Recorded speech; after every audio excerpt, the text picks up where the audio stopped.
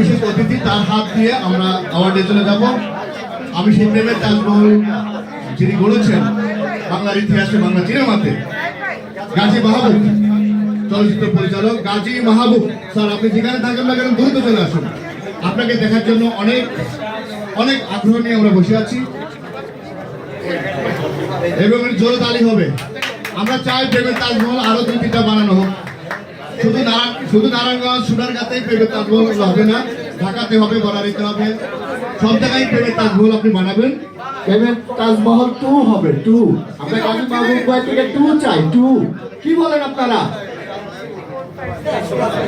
Thank you sir আমাদের সাথে থাকার জন্য এবং আমাদেরকে কিছু বলার থাকবে। অনেক ভালো লাগছে যে আসলে পুরস্কার প্রাপ্তিতেও সত্যি আনন্দ এবং গর্বের।